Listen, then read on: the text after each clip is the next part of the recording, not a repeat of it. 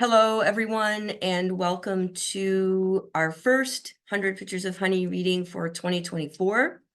I'm Donna Boyer, I'm your host, and I have to tell you that I am very excited to start the new year with the readers that we have this evening.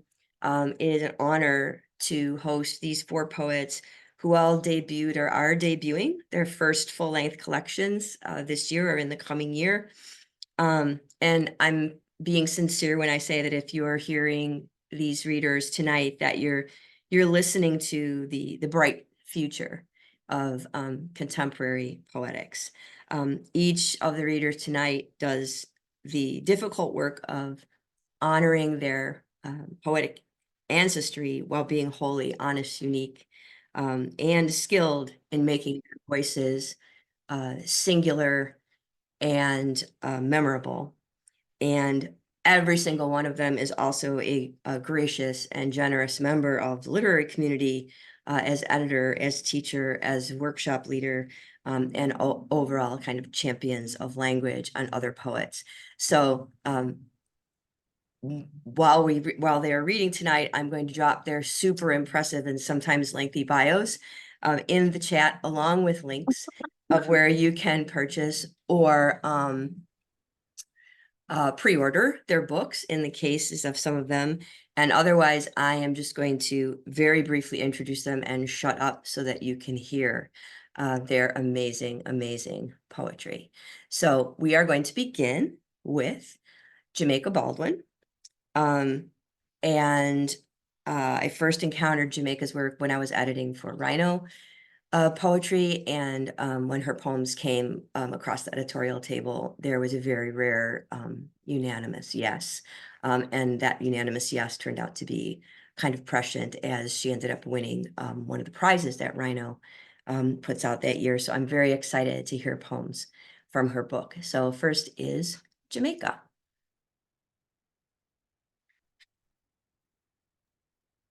Hi, can you hear me? Can everyone hear me? Yeah, okay, Yes. great. Well, Donna, thank you so much for creating this beautiful space for poetry and for extending the invitation. This is my first reading of the new year, as I'm sure it is for some other folks, and I can't think of a better way to start that off. I have failed to do the monthly anniversary book plug, but I'll be reading from my debut collection. It's called Bone Language, and it came out in June 15th. So I think I'm almost at 7 months right now. And I'll be reading a handful of poems from that book. So thank you all for being here on a Thursday evening. I'm going to begin with the first poem of the book that is titled The Mess a Body Makes. The mess a body makes.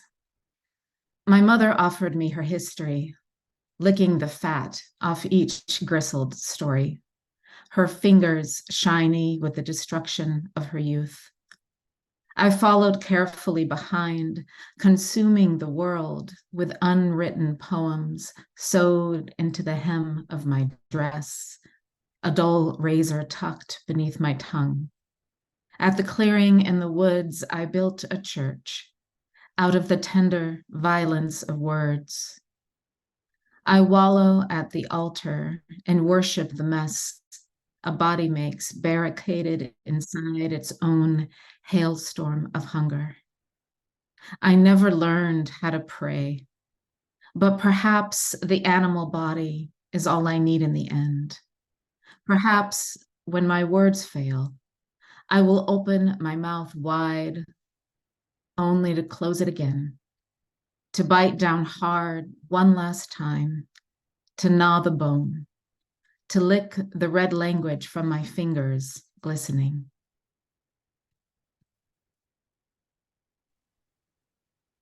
And the next poem I'm going to read is the one that Donna mentioned earlier, that was published by Rhino and eventually won their prize. And this is a poem about my father, who passed away in 2015.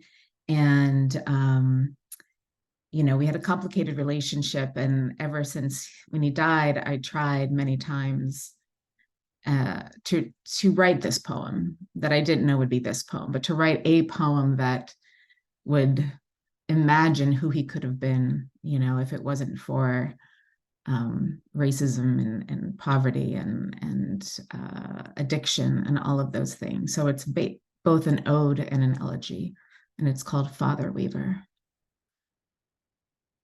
If he wasn't janitor, he'd be gravel artist. He'd be glitter farmer. He'd groove skate down Beach Hill to Isley Brothers. If he wasn't janitor, he'd be tennis racketeer, ocean tamer, cicada sequencer.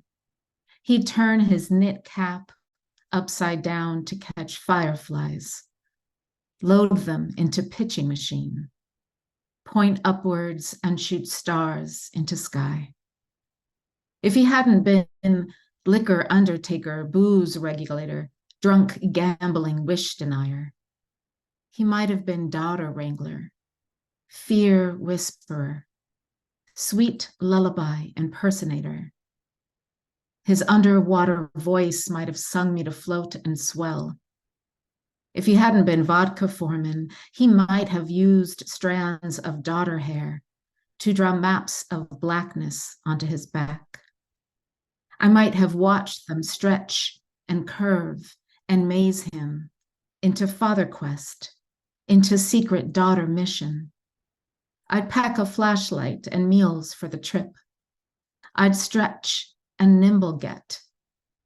I'd compass take, whistle, and song, I'd path follow, and lost get, and around turn, till I center reach and undead him.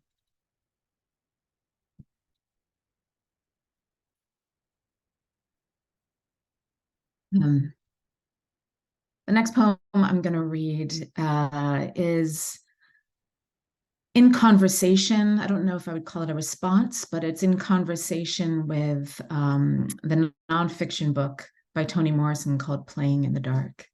And this is called Seeing in the Dark. When I was 12, I learned Morse code. Spent a weekend at Pigeon Point Lighthouse with a ham radio, tapping greetings to kids in Russia, then waiting for their response in return. Now, when I think of lighthouses, I think of us, eager to reach across borders, or that Sinead O'Connor song about the woman forever waiting for her man to return from sea. And sometimes I'm the woman alone in a lighthouse with underwater memories, always waiting. Some nights I search my body with a flashlight for signs of a future. Light, we've been taught, is how we find each other in the dark. The omnidirectional lens guiding boats away from dangerous edges, the North Star, the moonlight, a point of reference to cling to in the dark emptiness of night. Dark, empty. The language they ascribe to our bodies is made of the same shadow and warning. It's no wonder they fear us. No wonder my father at 63 was a miracle. No wonder night, like his body, has been riddled with the language of dread. But light isn't the surest way home. We've grown accustomed to the ease of it, as if ease was the point of living, grown idle in our new skins, forgetting our nocturnal ways. Every now and then, I remember what it felt like to see in the dark, beyond what the light reveals, to see how perfect we all are in the absence of its confident gaze. I've never seen a night unpolluted by light, never loved a body that wasn't held up to light scrutiny. But I'm learning. Last night, I ate in the dark, closed the blackout curtains, and touched my body in new ways. I remembered to be grateful. I remembered what Toni Morrison said about impenetrable whiteness, that such illusions are sinister and lazy. I remember that shadow is only ominous because language made it so. I swear to you, listening to Nina Simone in the assiduous dark will shatter you on a cellular level. This is the ocean of what we've lost inscribed in night's unfolding, not an eek, but a bellow, a darkness so rapturous it blinds.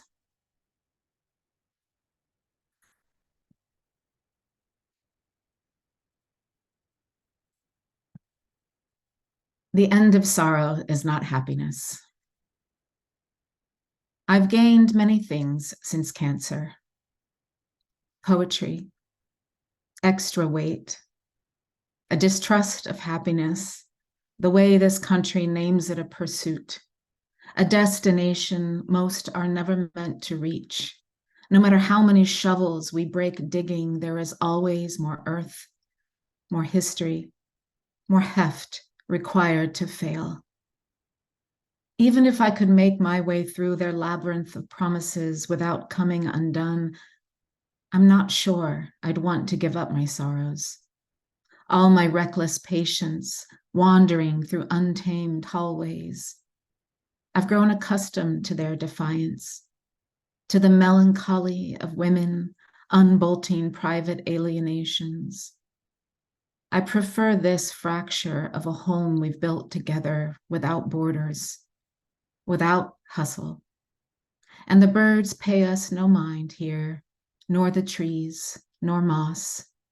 So much endless, brilliant moss.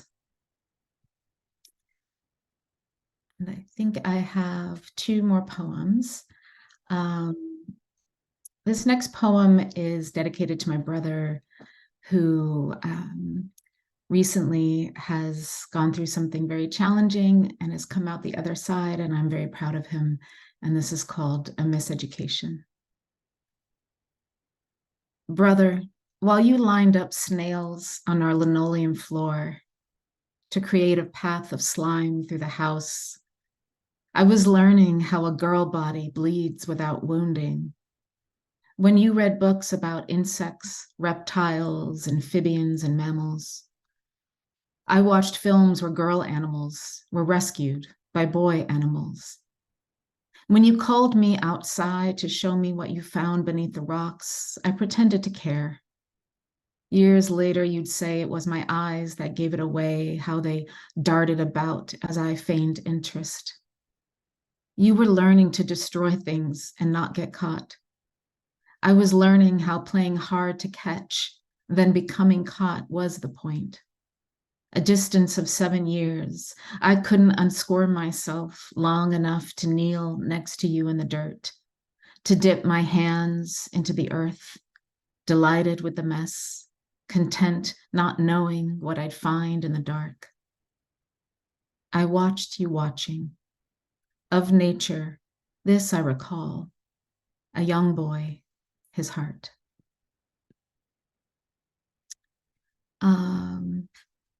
Okay, yeah, I'm going to end with this poem that is after Vivi Francis. It's specifically after a poem in her book, Forest Primeval, and it's called All That Splendor.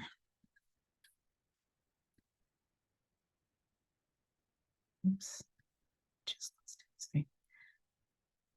I watch them work, spiders with their trapeze swings, spinning worlds so easily broken by the avalanche of my body.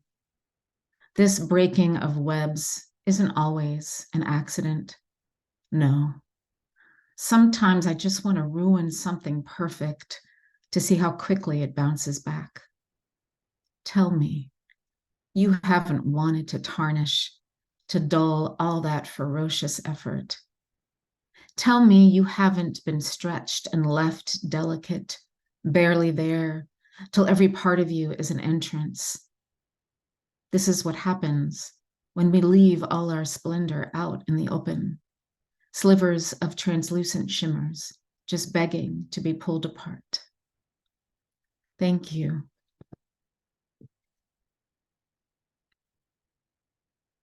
Thank you so much, Jamaica. That was beautiful. I'm not surprised. Like I said, everybody wants this book, I believe. Everybody needs to get this book. The link is in the chat for you to copy. And Jamaica will be at AWP if you're a writer going to AWP, and she will be signing her book there. Our next reader is S. Faye, whose book is in pre-order now, I believe, so that you can get an early jump on their book. And I'm delighted to have them here tonight. Met them through some free workshops they were offering in last April's Poetry Month, and just such a generous and open soul, and very happy to get to know them better over the course of the last few months, and very, very excited to hear them read poems from their new book coming out, which is called Decompose. So, everyone, ask Faye. Hi, everyone. I'm so excited to be here. So excited to read with these poets. I love all of you. I will also be at AWP. I will also be signing. And actually, my very first book launch / reading with a physical book in my hands will be at AWP. It comes out in March, but my press is getting me copies of it early that I'll have at AWP. So if you're at AWP, you can get my book a month before it actually comes out. So to kick off today, I'm going to read the first two poems in the book, which is something that I've been doing lately. The first poem in the book is called "I Tell My Friend the Painter That My Favorite Color is Orange." I tell my friend the painter that my favorite color is orange. He says he doesn't really believe in orange, that it's just the space between yellow and red. He's not exactly wrong. Orange was known in Old English as violereed, meaning yellow-red. It wasn't until the 16th century that we started calling it orange, and even then, the color was named after the fruit, not the other way around. He said he thought my color would be mustard. I said it's that too. Carmen says my color is coral with blood, fitting, light with a price. I'd say my favorite color is exactly that, the whole path from yellow to red. And haven't we always had to make space? At home in the journey, something wild between primaries. And the next poem is in a form that I made on accident that I lovingly call Both Sides of the Coin. I made a form on purpose, thinking there would be so many of them in my book, and there's one. And then the form that I made on accident, there's 10. So basically, it's a prose poem that has two different subsections that each have their own little title. So this one's called "I Haven't Really Made Up a Name for It Yet." Theory. It began with my mother. I used to have those moments often, the ones where even if she couldn't do anything about it, you just wanted your mom. Well, I decided it was time to have a stern talk with myself. So, myself and we sat across from each other. Myself said, "Now, what is it you really want right now? Is it your mother? Or is it safety, security, understanding, a warm embrace?" I let those words summer inside me before I said, "Yeah, a warm embrace, safety." And they said, "And where's the last place you're going to get that?" Eventually, I stopped crying for her when I was honest about what I really wanted and who couldn't give it to me. Praxis. We all contend with displacement when the rug is pulled out from underneath us, even if we pull it out ourselves, even if the rug is woven out of poison ivy. And truly, if you can use this technique with your own mother, you can use it with anyone. For example, do I really miss you, or is it the occasional fingers running through my hair? The soothing intimacy that waltzes in and out of our atmospheres. And so the missing went away pretty quickly. There's got to be a hand out there that doesn't cost so much to hold. I know Taylor isn't here, but she was supposed to be here, but she got sick. So I had to put the Taylor poem in the packet, because if I'm reading with Taylor, the Taylor poem goes in the packet. I don't make the rules. This one's called "Everyone Calls Me Their Husband." Also, I got nominated for a push cart for this poem, which is pretty sweet. I've been like being like, I wonder if one day I'll get a push cart nom, and then I did. So I'm grateful for this poem.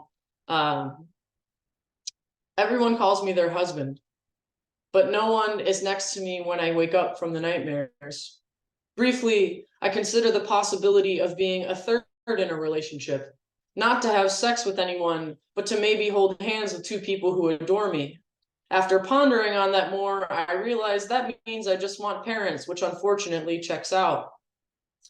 Taylor says, when I'm really upset, I avoid the question and make a lot of jokes. But Taylor, have you seen the weather? It's raining in LA. I've been laughing so much these days. This next one is called Dinosaur Spine.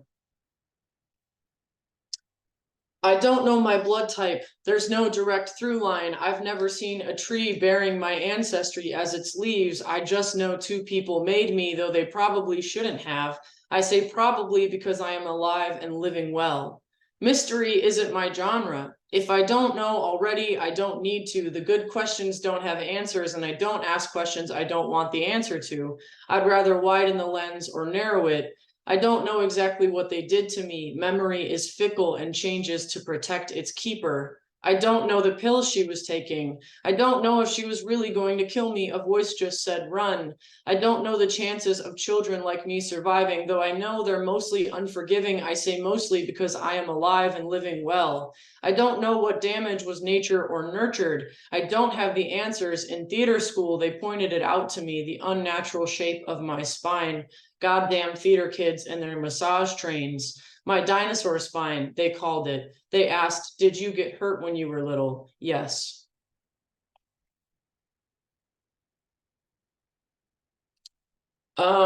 This next poem is for Gaia Rajan. And I didn't really think much of this poem. I thought it was just like, whatever. It just came out of me. I thought it was just a little thing that I wrote. But this is one of the poems that has proved to me that I have a habit of thinking that any poem that makes me feel vulnerable is not good. So when I was with my editor, Shira Ehrlichman, she was like, this poem is the heartbeat of the book. And I was like, this poem? I never even read it. Like I had never read it at a reading before. And then the next time I tried to read it, I teared up while I was reading it. And I was like, oh, you just feel vulnerable, buddy. That's why you're avoiding this poem. Anyway, poem in which you get to be a kid. You stub your toe hard. You cry and you don't. Daisies open their fuzzy bellies to you. You pollinate. Chlorine trickles nearby. The blue doesn't reach you. You hike up the hill. You fall and you don't. Finger paint is electricity. When you call, blanket is your first responder. You fall asleep on the floor. Somebody moves you. You swim. You splash a great deal. Somebody reads the books to you first. Nobody picks the colors of your shirts but you. You point and it's yours. When you speak, they listen. When your door is closed, it is closed. If there's a faint knock, you choose. Rain is just drizzle, and nobody publishes any of it. My next poem is called Bad Ideas. This has an epigraph from Natasha Rao. It's also dedicated to Natasha Rao. It sits framed at the front of my Natasha Rao altar, which of course the candles stay lit and there's always a warm meal for the ancestors. And if you haven't read Natasha Rao's Latitude, it's one of my favorite books of all time, and I'm absolutely obsessed with her. And she will never escape me unless she wants to, in which case she shall. This poem is called Bad Ideas. We unearthed the oldest bottle only to discover we waited too long and the cork has turned to clay. Natasha Rao. I was a terrible idea. My mother had me at 25, a direct result of cheating. In one hand, me, in the other, gasoline she poured all over our lives. She didn't have the capacity to do the dishes in her sink, let alone raise a child. At 16, I ran away for the first time to my narcissistic biological father, who at least paid the bills on time. At 18, I left them all for good, with no proof there was anything better out there. Did you know the IRS considers playwriting a hobby? I learned this in my first college-level theater class and continued to get a degree in theater anyway. 2 years after I graduated, I bought a one-way ticket to a city I had never been to in the middle of a global pandemic with no job lined up. Said city had 44,000 cases of a sickness that attacks your lungs. I have asthma. I have a deep desire for a savings account, and I write poetry. My friend, if you find the bottle, don't wait. Drink. Okay, so this next poem is well, actually, the next slew of poems is brand new. I realized last year that I'm at readings, I'm like really afraid to be a bummer and to read anything new. And so every single time I make myself read new poems and be a bummer. And honestly, it's important to step out of your comfort zone. So those of you who may have known me before, I've recently changed my name. And so this is a brand new poem. It's called Sonnet for My New Name. Did you wait for me in the riverbed under a smooth stone? Did I have to earn you like a Chicago summer? A seed sprouting in harsh conditions? Stand in a long line full of crossed fingers all the while you lit up the marquee. Can I keep you? When they call you, will I turn my head? And then I've still got a few more for you. This one is called Corked. I recently read Gabriel Garcia Marquez for the first time, and I have never been the same, and I will never be the same. And I'm like, I've never read something and then been a better writer so immediately afterwards by having done nothing other than just reading someone. And I guess maybe all the studying I do every hour or every day for countless hours, but also thanks to Mr. Marquez. So this is called Corked.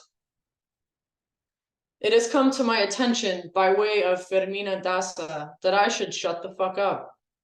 She cloaked her unopened love for decades, and in doing so, let it turn over on itself, age. I should do this for you, my forbidden God, whose love for me is not unlike a religious text, in that its words have been carried only through the hands of someone else, its existence a verity I swear on to the non-believers, never having seen it myself. Okay, I've got one brand new one for you, and then I will close out.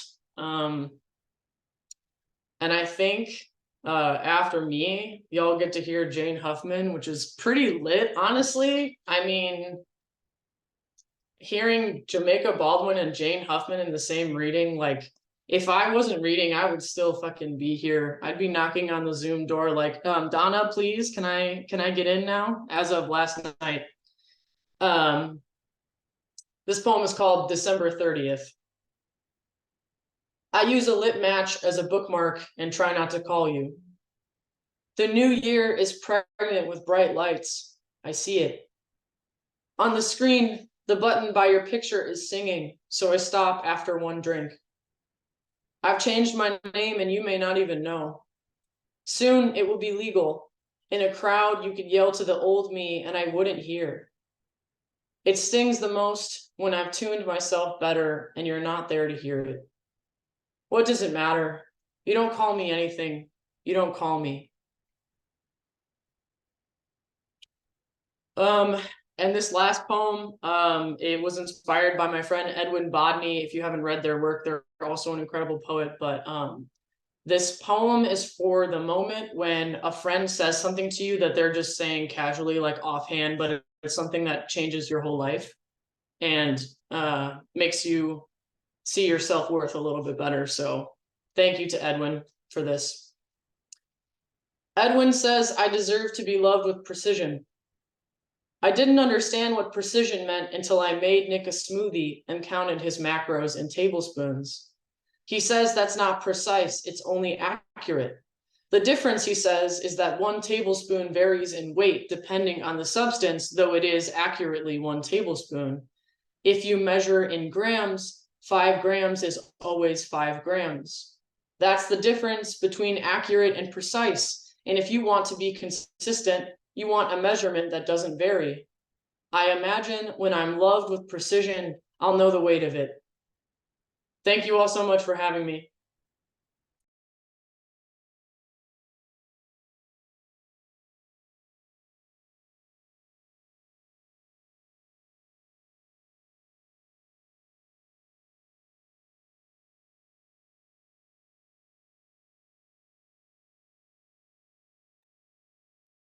Donna, you're muted. Okay, I'll start all over again and say thank you for those poems. Please pre-order their book. And if you're going to AWP, find them there and get your official copy there.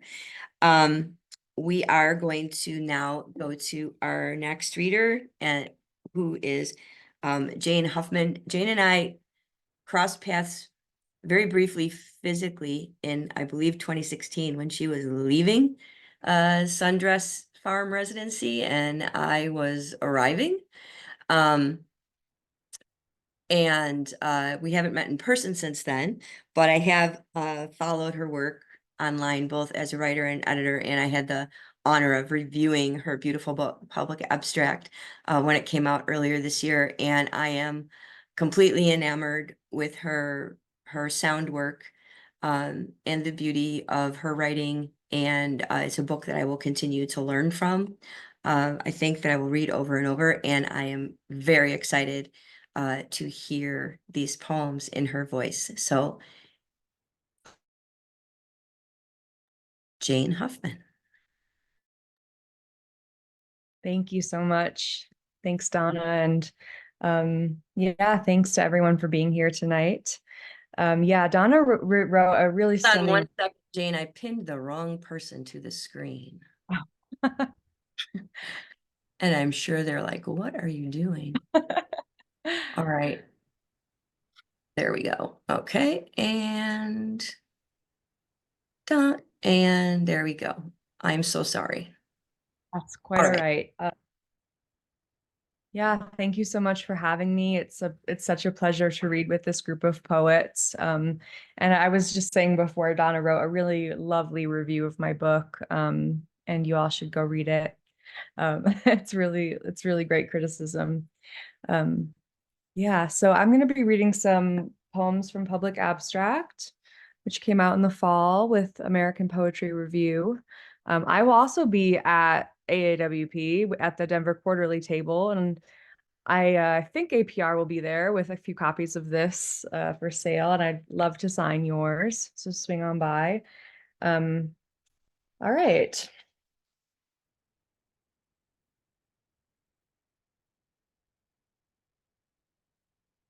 All right. This is called Public Abstract. It's the first poem in the book. Public Abstract. I swept and am sweeping, have slept and am sleeping. I heaved the head of the mop to the hod, and I'm heaving. I'm sweating. I'm wetting the corn of my broom. I'm washing the floor in the room where I waited for reason. I reasoned. I teased at the edges of reason.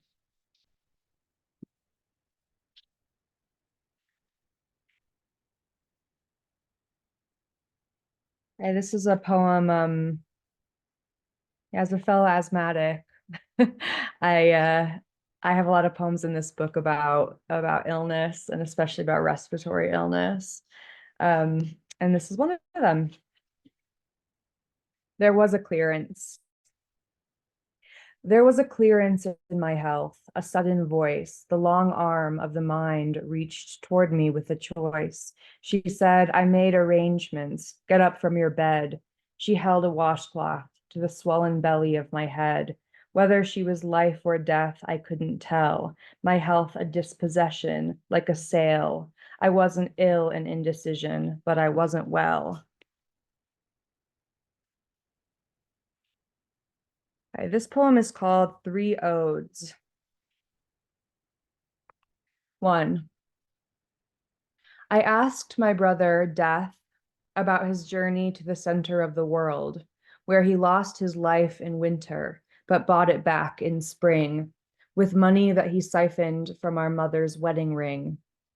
He said, "My sister, death is not as cunning as you think. He brought me to his little well of ink whenever I asked, and let me drink a little from his flask of life, and pleaded with me when I left. He begged me not to leave. And so I sat with death beneath our mother's dogwood tree, my brother and his death on either side of me." 2. I've mourned my living brother many years. This is the heavy table of my work. I lug the heavy table of my work around all day, so I am never rid of it. I am never rid of it, the work that carries me like I'm a tired child sleeping in its arms. I sleep in my brother's arms. It takes all his strength to carry me. With all my strength, I lug my brother up the hill where we as children buried pill bugs in finger holes. My brother buried pill bugs in the ground. I dig them up. I dig my brother's body from the ground, from beneath the heavy table of the earth. He lugs around the heavy table of the earth, the maple tree that grows out of his head. The maple tree that grows out of his head is heavy with the longing of the dead.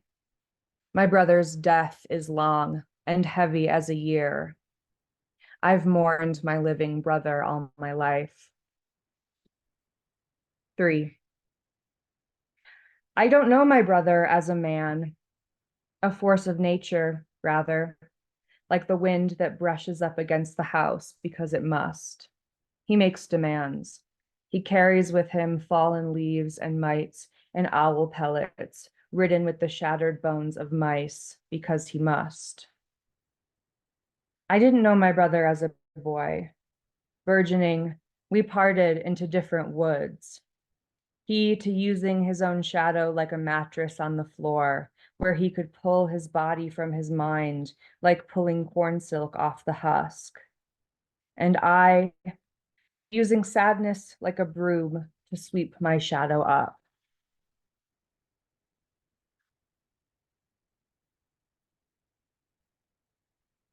Okay, this a shorter one called Coda.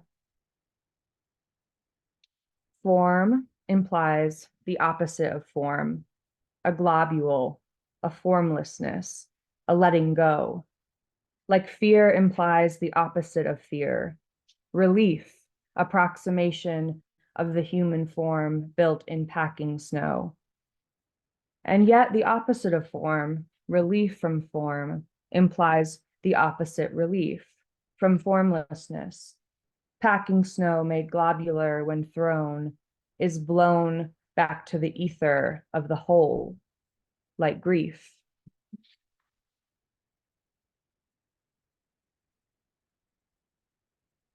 Okay, I'm going to read a couple of poems from the High Bun section, which is at the end of the book.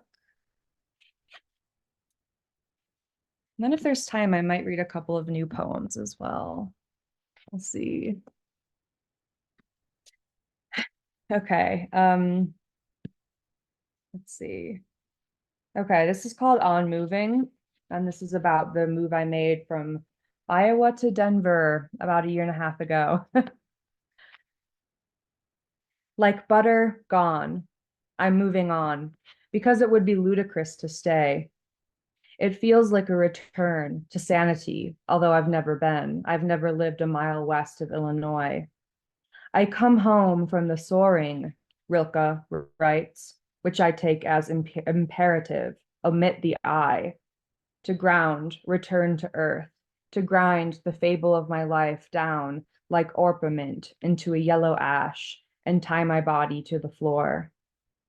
Rilke writes of God still roaring in my ears, but God, for me, today, is fear. Goodbye to my deteriorating house. Delirium. I'm out the door. Stasis is a sieve through which I drag myself. Literature feels far away. Black bulls. grazing beyond a pale hill. And it's notable that it's in this modified high bun form with that little bit at the end there. Oh, to answer your question, Seamus, no, I'm from Michigan.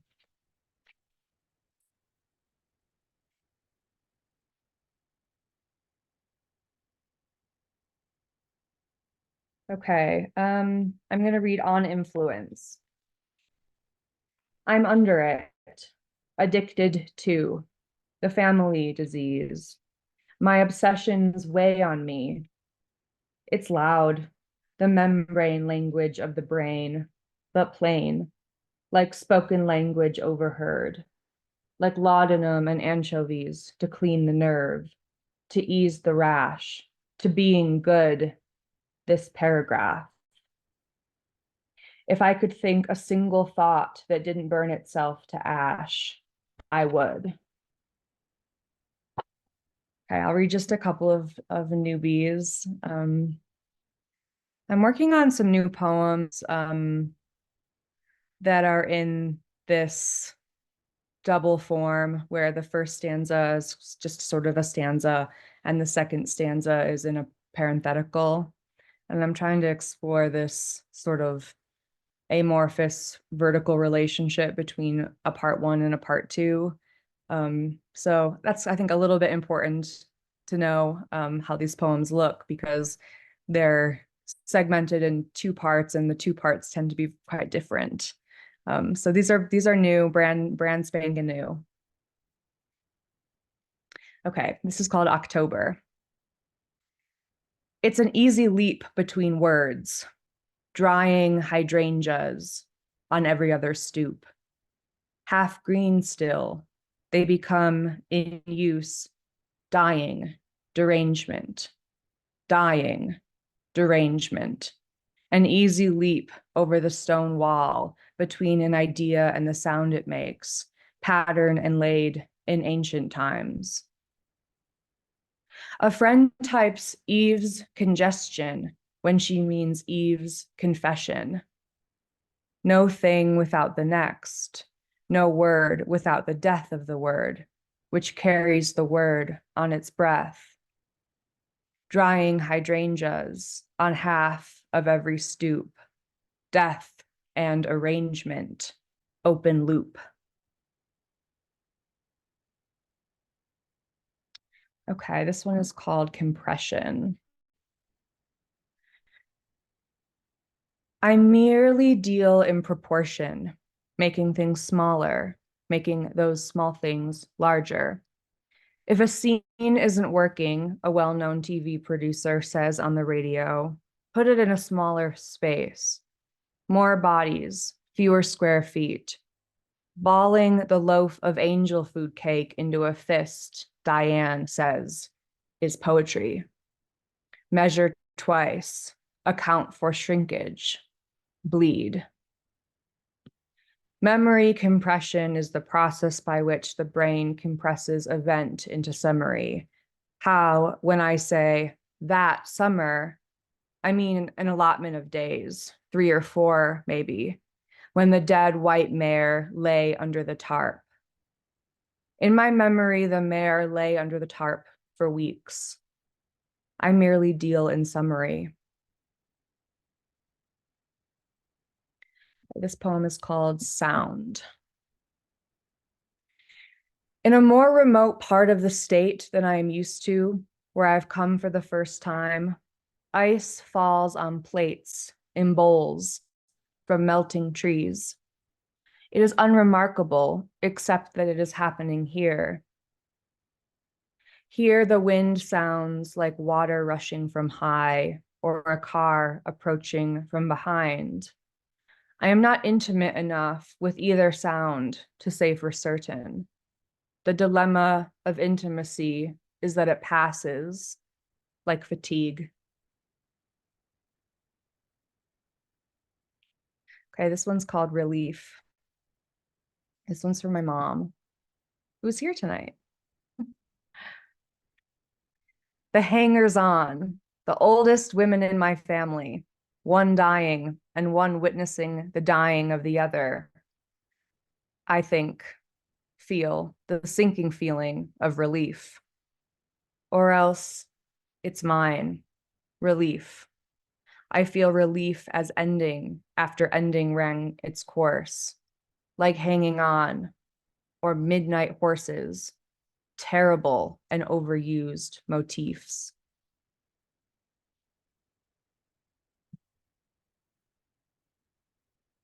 Okay, this one is called Sickness.